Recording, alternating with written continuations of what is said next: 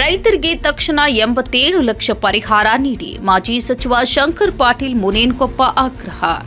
ಹಗಲು ರಾತ್ರಿ ಎನ್ನದೇ ಶ್ರಮಪಟ್ಟು ಬೆಳೆ ಬೆಳೆದ ರೈತರಿಂದ ಹೆಸರು ಕಾಳು ಖರೀದಿಸಿ ಹಣ ಪಾವತಿಸದೆ ಅವರನ್ನು ಸಂಕಷ್ಟಕ್ಕೆ ತಳ್ಳಿರುವ ರಾಜ್ಯ ಸರ್ಕಾರದ ಕ್ರಮವನ್ನು ಮಾಜಿ ಸಚಿವ ಶಂಕರ್ ಪಾಟೀಲ್ ಮುನೇನಕೊಪ್ಪ ತೀವ್ರವಾಗಿ ಖಂಡಿಸಿದ್ದಾರೆ.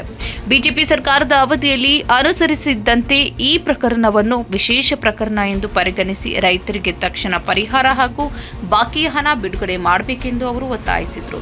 ಹುಬ್ಬಳ್ಳಿಯ ವಿಕಾಸನಗರದಲ್ಲಿರುವ ಕರ್ನಾಟಕ ರಾಜ್ಯ ಸರ್ಕಾರ ಮಾರಾಟ ಮಂಡಳದ ಪ್ರಾದೇಶಿಕ ಕಚೇರಿಯ ಎದುರು ಕಳೆದ 16 ದಿನಗಳಿಂದ ನಡೆಯುತ್ತಿರುವ ರೈತರ ಹೋರಾಟದಲ್ಲಿ ಭಾಗವಹಿಸಿ ಮಾತನಾಡಿದ ಅವರು, ಸುಳ್ಯ, ಬ್ಯಾಹಟ್ಟಿ, ಹೆಬಸೂರು ಹಾಗೂ ಕೆರೆಸೂರು ಗ್ರಾಮಗಳ ರೈತರಿಂದ ಸುಮಾರು 991 ಕ್ವಿಂಟಾಲ್ ಹೆಸರು ಕಾಳು ಖರೀದಿಸಲಾಗಿದ್ದರೂ ಅದರ ಹಣವನ್ನು ಸರ್ಕಾರ ಇನ್ನೂ ಪಾವತಿಸಿಲ್ಲ.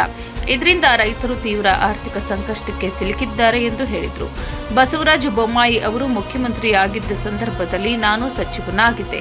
ಆಗ ಬಾಗಲಕೋಟೆ, ಹುನಗುಂದ ಹಾಗೂ ಇಳಕಲ್ ಭಾಗಗಳಲ್ಲಿ ಇದೇ ರೀತಿಯ ಸಮಸ್ಯೆ ಎದುರಾದಾಗ ಸರ್ಕಾರ ಅದನ್ನ ವಿಶೇಷ ಪ್ರಕರಣವೆಂದು ಪರಿಗಣಿಸಿ ಸುಮಾರು 90 ಲಕ್ಷ ಪರಿಹಾರ ನೀಡಿತ್ತು.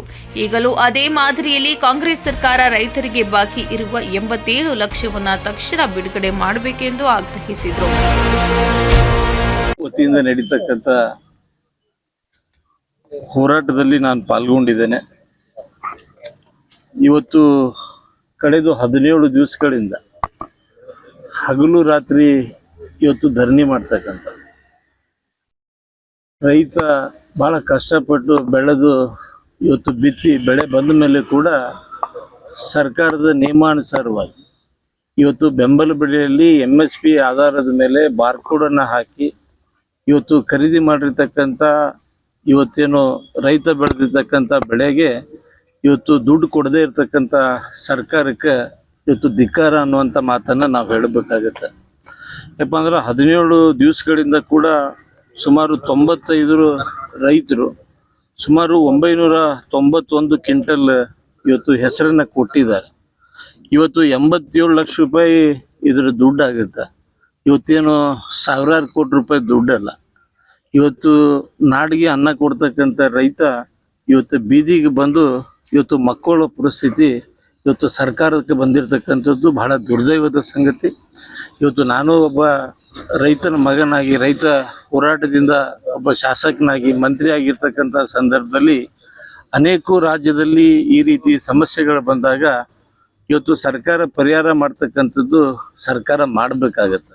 ಇವತ್ತಿನ ನೋಡ್ರಿ 87 ಲಕ್ಷ ರೂಪಾಯಿ ಸರ್ಕಾರಕ್ಕೆ ಹಗಲಿ ರಾತ್ರಿ ಇವ್ರು ಕೊಂಡಿರ್ಬೇಕಾ ಅನ್ನುವಂಥ ಪ್ರಶ್ನೆಯನ್ನ ರಾಜ್ಯದ ಮುಖ್ಯಮಂತ್ರಿಗೆ ನಾನು ಕೇಳಬೇಕಾಗುತ್ತೆ.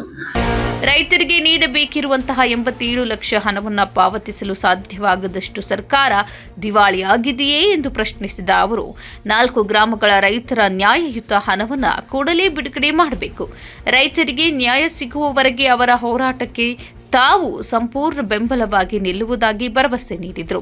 ಈ ಸಂದರ್ಭದಲ್ಲಿ ಗುರು ರಾಯನಗೌಡರು, ವಿರೂಪಾಕ್ಷಪ್ಪ ಪಾಯನ್ನವರ್, ಜಗದೀಶ್ ರೂಗಿ, ಅಶೋಕ ಮತ್ತಿಹಳ್ಳಿ, ಸುಭಾಷ್ ಕೊಂಡಿಕೊಪ್ಪ, ವಸಯ್ಯ ಪೂಜಾರ್, ಅಶೋಕ್ ನವಲೂರ್, ಮುತ್ತು ನೂಲ್ವಿ, ನಾಗರಾಜ ಗಿಡ್ನವರ್, ಮೌಲಾಸಾಬ್ ನಾಯ್ಕರ್, ಮುದುಕನ ಸ್ವಾದಿ, ಮಲ್ಲಣ್ಣ ಅಲೇಕರ್, ಬಸಯ್ಯ ವಿರಕ್ತಮಠ್, ಬಸಣ್ಣ ದ್ಯಾಮಕ್ಕನವರ್, ಪ್ರಭು ಬುಳಗನ್ನವರ್, ರೋಹಿತ್ ಮತ್ತಿಹಳ್ಳಿ ಹಾಗೂ ಫಕ್ಕೀರಪ್ಪ ಚಾಕ್ಲಬ್ಬಿ ಸೇರಿದಂತೆ ಇನ್ನೂ ಹಲವರು ಉಪಸ್ಥಿತರಿದ್ದರು.